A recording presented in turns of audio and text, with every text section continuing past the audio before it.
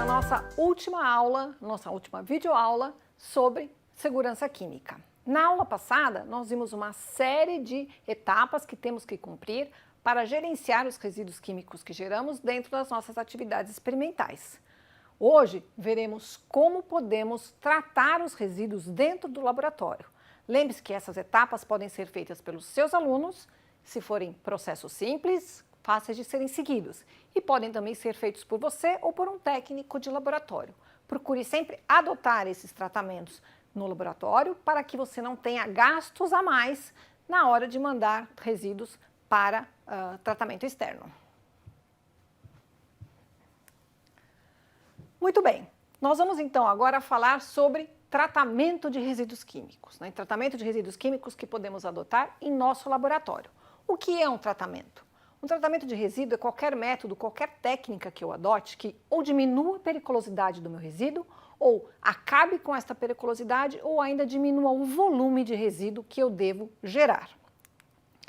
Esse tratamento ele pode então ser aplicado dentro do próprio estabelecimento, ou eu posso contratar um terceiro. Lembre-se de, preferencialmente, fazer no seu laboratório. Faça com seus alunos para que eles entendam que isso também é uma etapa importante de trabalho com produtos químicos.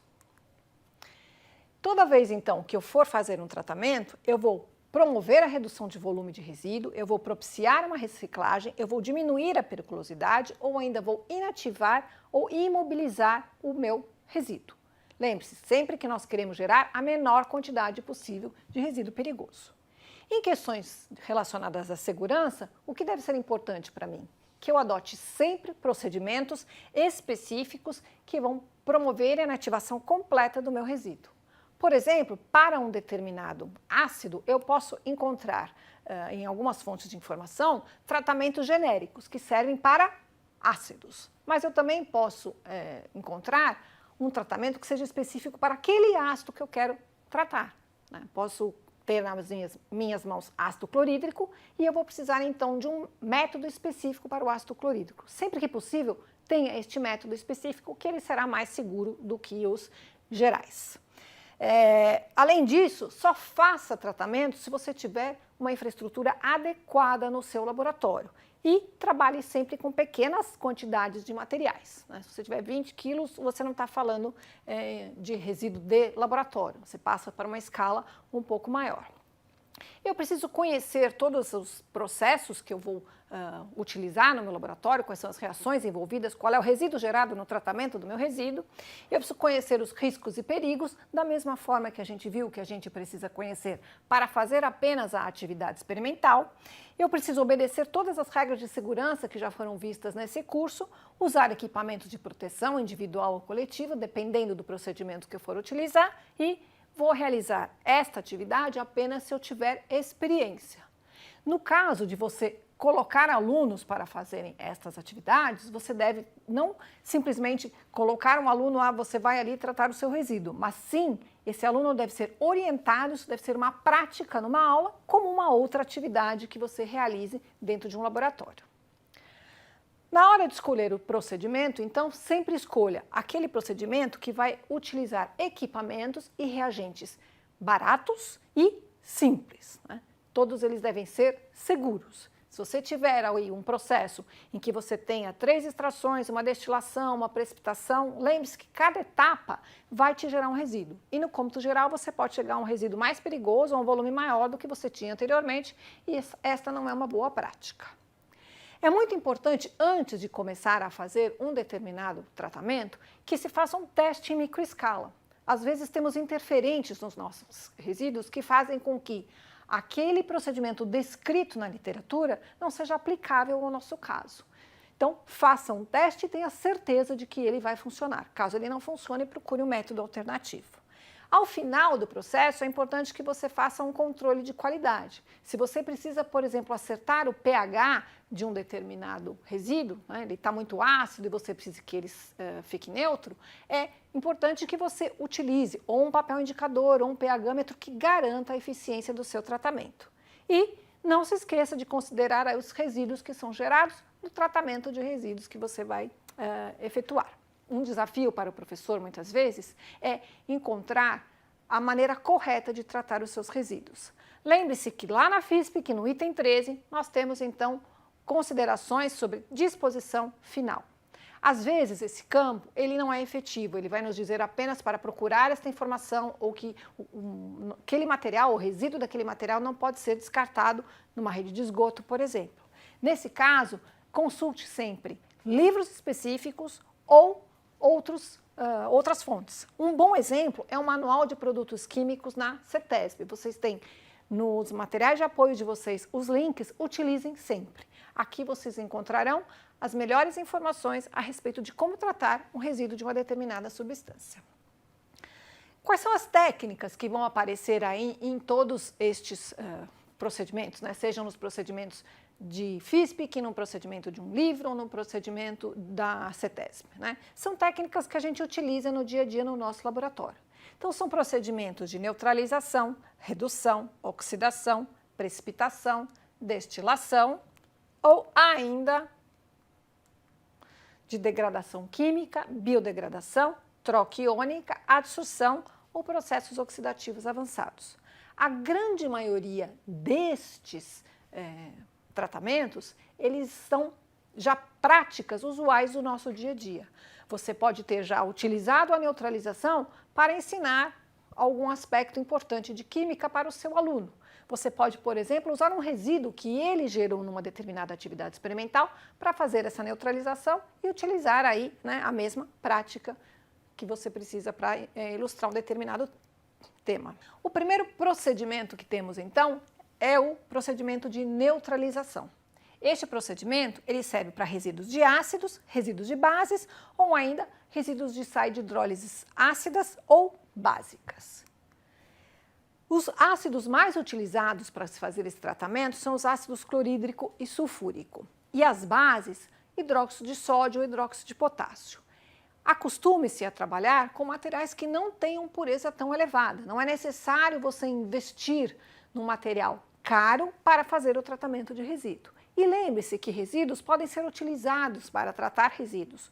Então, se você tiver um resíduo de ácido clorídrico e um resíduo de hidróxido de sódio, um pode ser utilizado para tratar o outro. Na verdade, você deixa de comprar materiais e acaba utilizando dois resíduos sem custo algum para que se faça esse tratamento. Lembre-se de trabalhar sempre com soluções diluídas e levar em consideração cátions e ânions presentes. Então, nós vamos lembrar lá da incompatibilidade que ácidos fortes e bases fortes são incompatíveis. Então, eu preciso fazer uma diluição inicial para depois fazer o tratamento de neutralização. Além disso, eu tenho que ter certeza que no meu resíduo ácido eu tenho apenas resíduo ácido e a mesma coisa no básico. Se eu tiver outros cátions e ânions presentes que forem perigosos, a neutralização apenas não será suficiente para acabar com esse caráter de periculosidade do resíduo. O segundo procedimento que nós temos, né, que a gente pode adotar dentro de um laboratório, é o da redução. E ele vai ser utilizado, né, adotado toda vez que eu tiver um resíduo oxidante. Os redutores mais utilizados, disponíveis em laboratório, inclusive em laboratórios de escolas de ensino médio, são os sulfitos, os bisulfitos, metabisulfitos, tiosulfatos, sejam eles de sódio ou de potássio. Por outro lado, a oxidação é um tratamento que a gente usa para fazer o descarte, né, ou a inativação dos resíduos redutores. Tá? Então, vai ser o processo inverso e os oxidantes mais utilizados dentro de laboratório, que estão disponíveis para a gente com facilidade, são o hipoclorito, o peróxido de hidrogênio e o permanganato ou um dicromato de sódio ou potássio. Aqui é muito importante levar em consideração o resíduo gerado no meu tratamento de resíduos. Se eu adotar o permanganato ou o dicromato, por exemplo, automaticamente eu vou gerar soluções de manganês ou soluções contendo cromo, que também são tóxicas. E aí eu precisarei remover estes íons posteriormente dessas soluções. Assim, trabalhar com peróxido de hidrogênio, por exemplo, para tratar um resíduo redutor, é a melhor forma que nós temos, porque os produtos, né, formados nesse tratamento serão oxigênio e água e eu não terei nenhum produto perigoso sendo formado. Quarto tratamento que nós temos aí, o tratamento seguinte é o de precipitação, que eu vou utilizar quando? Quando eu tiver espécies dissolvidas em soluções aquosas ou em soluções orgânicas que podem ser removidas dessas soluções pela adição de um cátion ou de um ânion. Aqui eu não estou tirando a característica de periculosidade do meu resíduo, mas eu estou diminuindo o volume do mesmo. Então, se eu tiver um cátion dissolvido numa solução, eu posso ter 1 litro de uma solução contendo uma determinada quantidade de um cátion que confere periculosidade àquela solução, e eu adicionar esse ânion, às vezes eu posso chegar aí a um resíduo final de um sólido de 1 grama, 2 gramas e assim por diante.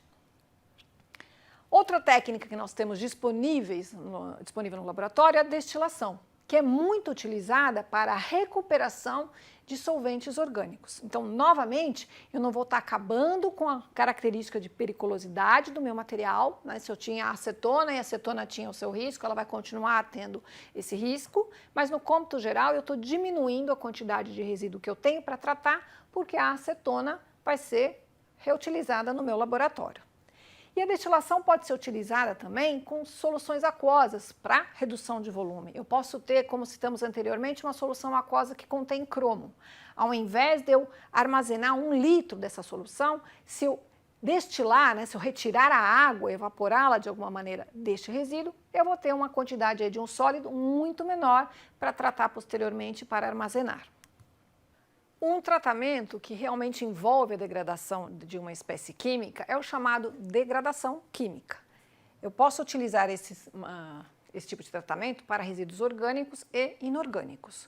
O que vai acontecer é que eu vou fazer o uso de uma substância química que vai reagir com o meu resíduo, tirando, né, formando novas espécies que não terão a mesma periculosidade que eu tinha inicialmente. Da mesma maneira, ao invés de usar um reagente químico, eu posso utilizar um reagente ou um agente biológico, e aí eu teria biodegradação. Então, vou usar um agente biológico que vai interagir com aquelas substâncias que são tóxicas, que estão presentes no meu resíduo, e aí este agente poderá ou absorver ou realmente degradar, né? Ele vai, por exemplo, uma enzima que interage com uma gordura, ela vai acabar com aquela substância química que dava a periculosidade para o meu resíduo, e eu posso ter aí um resíduo menos tóxico, menos perigoso, que eu posso tratar como resíduo comum. A troca iônica é um processo que utilizamos também para diminuir o volume do nosso resíduo perigoso. Neste processo, nós temos ou cátions ou ânions dissolvidos em soluções, principalmente em soluções aquosas, e nós passaremos o nosso resíduo por uma coluna de troca iônica e teremos a absorção dos nossos cátions ou ânions perigosos na resina, podendo assim liberar a água para o meio ambiente e ficando agora com uma menor quantidade de resíduo perigoso acumulado.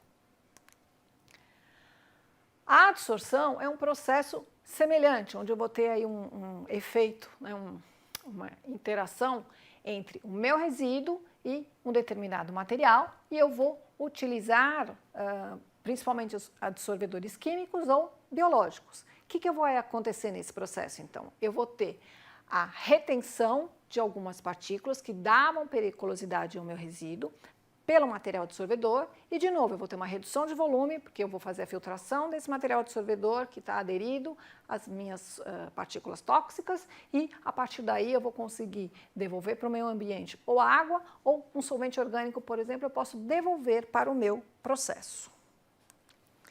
Por fim, nós temos os processos oxidativos avançados. Nestes processos, materiais orgânicos são oxidados a, essencialmente, CO2 e água. Então, eles estão baseados na geração de radicais livres e, para que haja essa geração, eu posso utilizar uma série de materiais, catalisadores e condições de trabalho. Dentro de um laboratório, isto é factível se trabalharmos, por exemplo, com peróxido de hidrogênio, com luz solar ou com uma lâmpada UV. Aqui eu vou, então, acabar, degradar totalmente os meus resíduos orgânicos. Vimos, então, todos os tratamentos que podemos adotar com facilidade em nosso laboratório. Lembre-se de adotá-los todas as vezes que for possível para que você minimize a quantidade de resíduo acumulado no seu laboratório ou ainda para que você tenha o menor custo na hora de fazer uma contratação de uma empresa para o tratamento ou para a disposição final destes materiais.